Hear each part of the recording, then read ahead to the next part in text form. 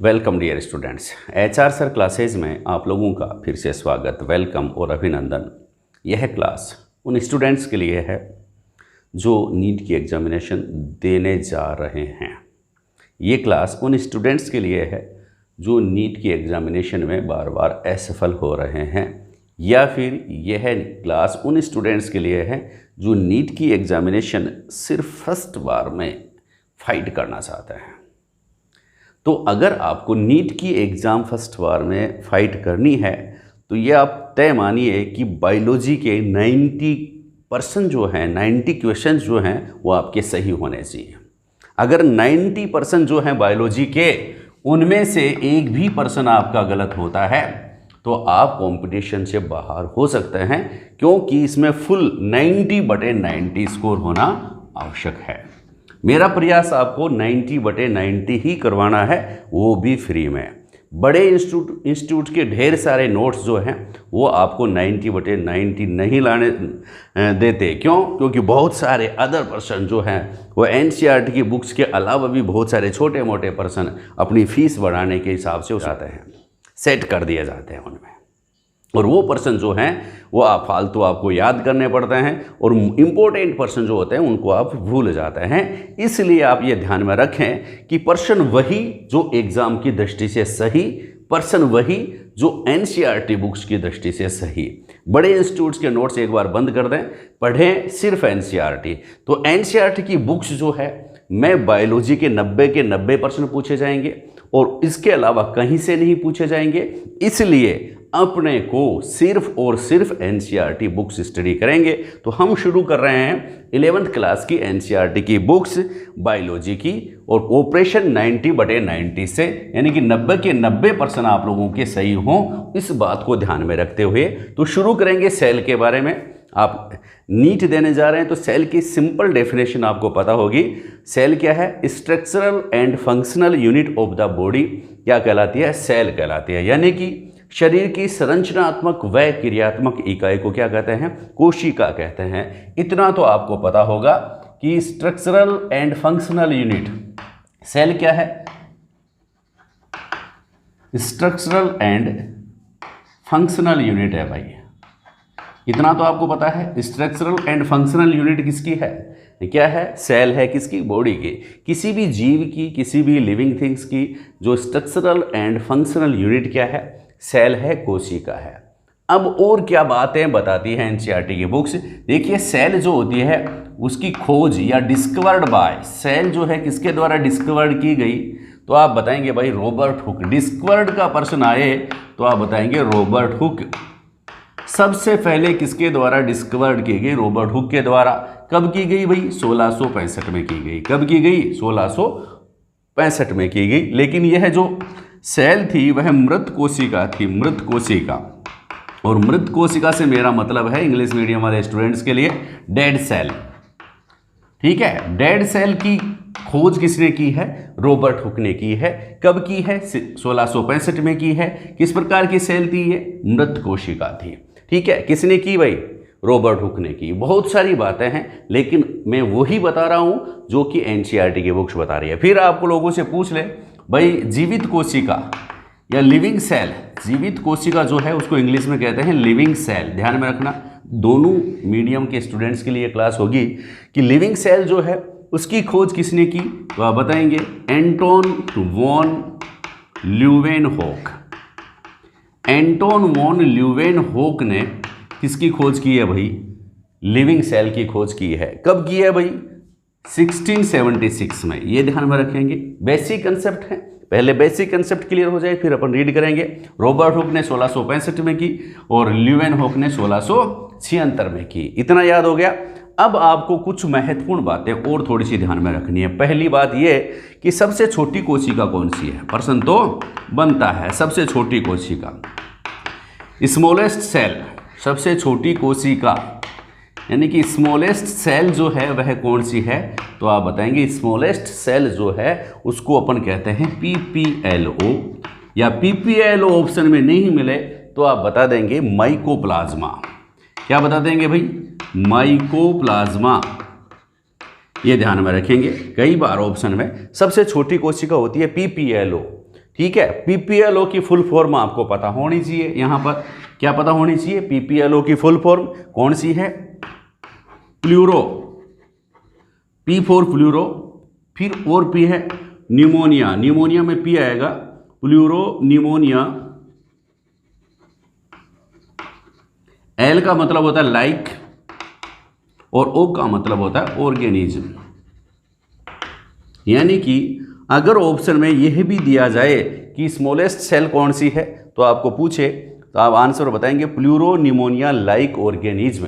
क्या है पीपीएलओ की full form, pleuro pneumonia like organism. यह है सबसे छोटी कोशिका है, जिसको अपन क्या नाम कहते हैं, दूसरा नाम माइकोप्लाज्मा भी कहते हैं। फिर आगे बात आप कहेंगे सबसे छोटी का, सबसे बड़ी इसका जो आमाप है, इसकी साइज जो है, इसकी लेंथ जो है स्मॉलेस्ट सेल की, वह कितनी है, 0.3 माइक्रोमीटर। ठीक है, 0.3 माइक्रोमीटर, ये ध्यान में रखना, क्योंकि ये एनसीईआरटी की बुक्स में दिया गया प्रश्न है कि सबसे छोटी कोशिका का आमाप या लेंथ कितनी होती है, लंबाई कितनी होती है, तो आप बताएंगे 0.3 माइक्रोमीटर। आगे बात समझ में। सबसे बड़ी कोशिका, देखो ज़्यादा याद नहीं करें, जो वही याद करें पहले जो आपके एनसीईआरटी के बुक्स में है। सबसे बड़ी कोशिका कौन सी है, लार्जेस्ट सेल, इसको क्या कहेंगे भाई, लार्जेस्ट सेल जो है उसका नाम होगा क्या, ओस्ट्रिच एग, ओस्ट्रिच। आप इंग्लिश वर्जन ज़्यादा देखें, ओस्ट्रिच का जो एग है वह है सबसे बड़ी कोशिका है। ओस्ट्रिच का जो एग है ना, वह सबसे बड़ी कोशिका माना जाता है, क्योंकि कोई भी एग जो होगा ना, उसमें वो सिंगल कोशिका होती है। आप ध्यान में रखेंगे, एग चाहे कितना ही मोटा हो, लेकिन उसमें सेल जो होगी वह कितनी होती है, एक सेल होती है, सिंगल सेल होती है, उसमें बहुत सारी सेल्स नहीं होती हैं।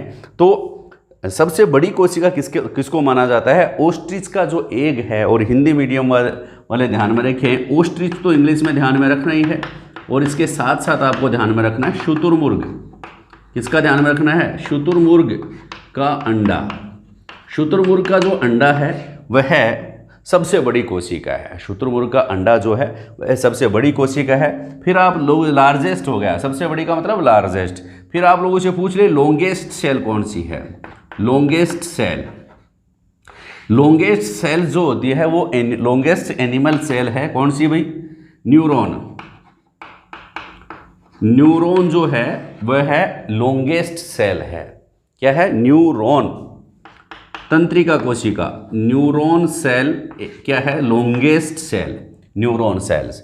Smallest cells mycoplasma, largest cell largest ostrich egg.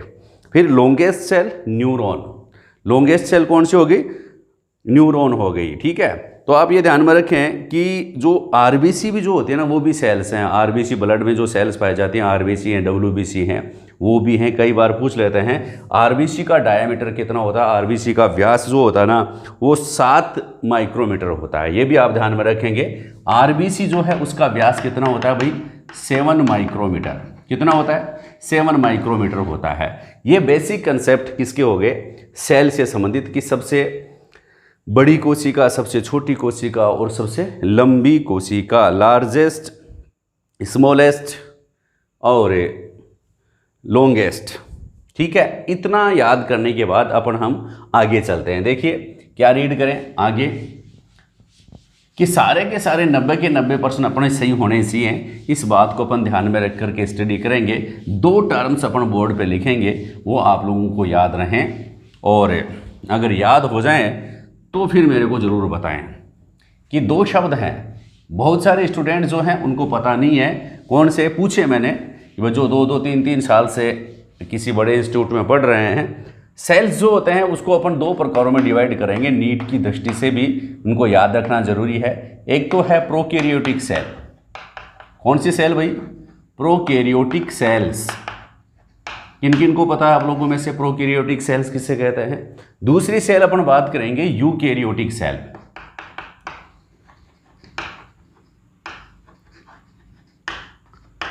Eukaryotic cells, यानी कि प्रोकैरियोटिक सेल्स क्या हैं, यूकैरियोटिक सेल्स क्या हैं।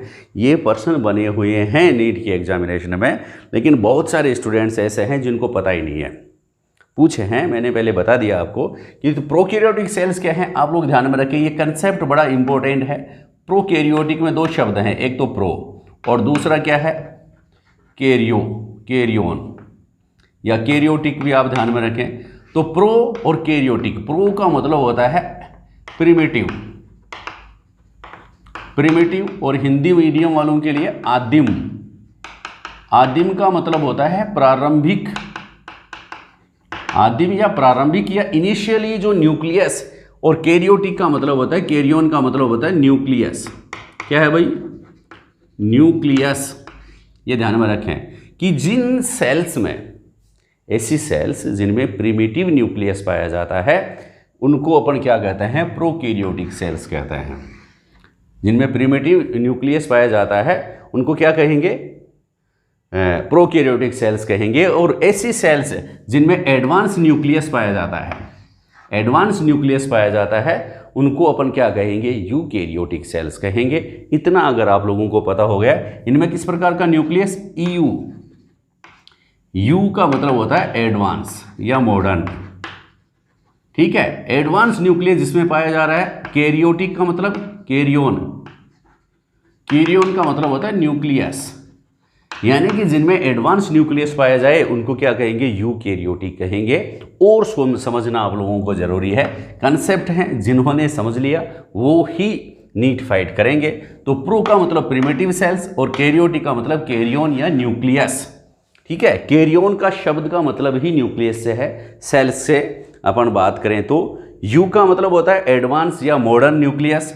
अब प्रिमिटिव न्यूक्लियस से आप क्या समझते हैं, इस बात को फोकस करें। प्रिमिटिव न्यूक्लियस का मतलब होता है ऐसा न्यूक्लियस, जैसे मान लो कोई सेल है, कोई सेल है, ये सेल है एक, इस सेल में अगर बीच में क्या पाया जाता है? जनरली न्यूक्लियस पाया जाता है। जो आपने यही स्ट्रक्चर पढ़ा है, ये न्यूक्लियस है, और न्यूक्लियस के चारों तरफ क्या पाई जाती है? Nuclear membrane. मतलब ये न्यूक्लियस है ना, इसके चारों तरफ अंदर तो क्रोमेटिन मेम्ब्रेन पाई जाती है, क्रोमेटिन जाली का, ठीक है, और उसके चारों तरफ क्या पाया जाता है? मेम्ब्रेन पाई जाती है। ये तो हो गया कौन सा? Modern nucleus. ऐसा न्यूक्लियस जिसमें न्यूक्लियस के चारों तरफ क्या हो? न्यूक्लियर मेम्ब्रेन प्रेजेंट हो। क्या प्रेजेंट है भाई? वर्तमान में जितने भी सेल्स आपको दिखाई दे रही हैं उनमें न्यूक्लियर मेम्ब्रेन प्रेजेंट है, पाई जाती है ना भाई? पाई जाती है, यस, पाई जाती है। तो जिन ऐसी सेल्स जिनमें न्यूक्लियस के चारों तरफ न्यूक्लियर मेम्ब्रेन हो, उन सेल्स को कहते हैं अपन यूकैरियोटिक सेल्स। उनको क्या कहते हैं? यूकैरियोटिक सेल्स कहते हैं। लेकिन कुछ सूक्ष्म कोशिकाएं ऐसी हैं जिनमें, जो इनिशियली कोशिकाएं ऐसी हैं जिनमें न्यूक्लियस के चारों तरफ न्यूक्लियर मेम्ब्रेन नहीं पाई जाती है, और ये क्रोमेटिन जालिका और इनका जेनेटिक मटेरियल जो है वह साइटोप्लाज्म में बिखरा रहता है, कोशिका द्रव्य में बिखरा रहता है। तो ऐसी सेल्स जिनमें न्यूक्लियर मेम्ब्रेन एब्सेंट हो, न्यूक्लियर मेम्ब्रेन या केंद्रक झिल्ली न्यूक्लियर मेम्ब्रेन एब्सेंट हो, उनको हम कहेंगे कौन सी सेल्स कहेंगे भाई? Prokaryotic cells. कौन सी सेल कहेंगे? प्रोकैरियोटिक सेल्स कहेंगे। इतना कंसेप्ट आप लोगों को आना ही चाहिए कि दो शब्दों से आप क्या समझे। अगर आप समझ गए हैं तो कमेंट्स ज़रूर कर देना कि हाँ सर हमारे को समझ में आ गया कि प्रोकैरियोटिक सेल्स क्या होती हैं और यूकैरियोटिक सेल्स क्या होती हैं। प्रोकैरियोटिक सेल्स कौन सी होती हैं? ऐसी सेल्स जिनमें प्रिमिटिव न्यूक्लियस पाया जाता है। प्रिमिटिव न्यूक्लियस से क्या मतलब है? जिनमें न्यूक्लियर मेम्ब्रेन एब्सेंट होती है। न्यूक्लियर मेम्ब्रेन किसके चारों तरफ पाई जाती है? न्यूक्लियस के सराउंडिंग पाई जाती है। कौन सी? Nuclear membrane. तो जिनमें न्यूक्लियस के चारों तरफ या न्यूक्लियस को सराउंडिंग करने वाली मेम्ब्रेन या न्यूक्लियर मेम्ब्रेन एब्सेंट होती है, उसको हम क्या कहते हैं? प्रोकैरियोटिक सेल कहते हैं। और जिनमें न्यूक्लियर मेम्ब्रेन पाई जाती है उनको क्या कहते हैं? यूकैरियोटिक सेल कहते हैं। अब आपके दिमाग में प्रश्न आ रहा होगा, सर ये प्रोकैरियोटिक सेल अपने में भी पाई जाती है क्या? तो आप कहेंगे कि नो, हमारे में, यानी कि यू का मतलब होता है तुम। इधर ध्यान दीजिए, यूकैरियोटिक, इस ईयू को आप यू समझ लीजिए, यूकैरियोटिक। यूकैरियोटिक सेल्स जो होती है यू में पाई जाती है, तुम में पाई जाती है। जो आपको दिखाई दे रहे हैं मुख्यतः जो जनरली आपको देख सकते हैं उन सभी में यूकैरियोटिक सेल पाई जाती है। यू तुम में यूकैरियोटिक सेल है। आप मेरे को कह सकते हो, आप मैं दिख रहा हूँ यू, आप में भी कैरियोटिक सेल है, यूकैरियोटिक सेल है। आपके पड़ोसी स्टूडेंट है उनमें भी यूकैरियोटिक सेल है। आप बाहर जाके जीव देख रहे हैं उनमें भी यूकैरियोटिक सेल्स पाई जाती है। तो फिर दूसरा पर्सन जनरेट होता है दिमाग में, कौन सा? तो सर ये बताइए कि प्रोकैरियोटिक सेल किस में पाई जाती है? तो आप बता देंगे कि प्रोकैरियोटिक सेल मैं आपको बता देता हूं किन किन में पाए जाते हैं। तो 3 एग्जाम्पल आप एनसीईआरटी की बुक्स के हिसाब से ध्यान में रखें। Number first, bacteria. बैक्टीरिया जो है उसमें प्रोकैरियोटिक सेल पाई जाती है। अगली बात समझ में। दूसरी बात आप ध्यान में रखें, blue green algae. Blue green algae, blue green algae जो हैं उनमें भी क्या पाई जाती है? प्रोकैरियोटिक सेल पाई जाती है। तीसरी बात मैं आपको बताऊंगा, कौन सी? माइकोप्लाज्मा।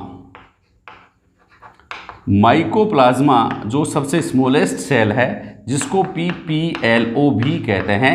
माइकोप्लाज्मा या PPLO जो है प्लूरोनिमोनिया लाइक ऑर्गेनिज्म जो है उसमें भी किस प्रकार की सेल पाई जाती है?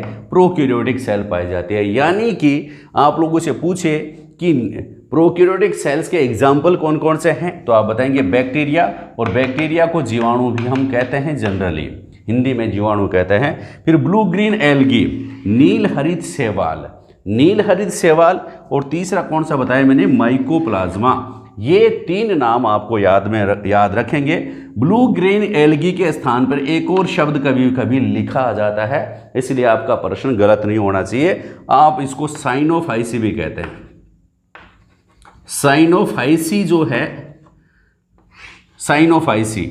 साइनोफाइसी भी याद रखें। साइनोफाइसी के जो सदस्य हैं उनमें भी क्या पाए जाते हैं? प्रोकैरियोटिक सेल पाई जाती है। कौन कौन से एग्जाम्पल है साइनोफाइसी के? एग्जाम्पल आप ध्यान में रखेंगे, एक तो नोस्टॉक एनाबेना जो है, एनाबीना, ये क्या है? नील हरित शैवाल हैं। तो इनमें भी किस प्रकार की सेल पाई जाती है? प्रोकैरियोटिक सेल पाई जाती है। यानी कि प्रोकैरियोटिक सेल के एग्जाम्पल सिर्फ आपको 3 याद रखने हैं। Number 1 bacteria, number 2 blue green algae, और नंबर 3 माइकोप्लाज्मा या PPLO। आगे बात समझ में। तो ये कॉमन बातें सेल से संबंधित थी। सेल का स्ट्रक्चर अगली क्लास में हम आप लोगों के साथ शेयर करेंगे, रीड करेंगे और संभावित प्रश्न आप लोगों को बताएंगे। तब तक के लिए हमारी क्लास आप देखते रहें, पढ़ते रहें, आगे बढ़ते रहें। थैंक यू, धन्यवाद।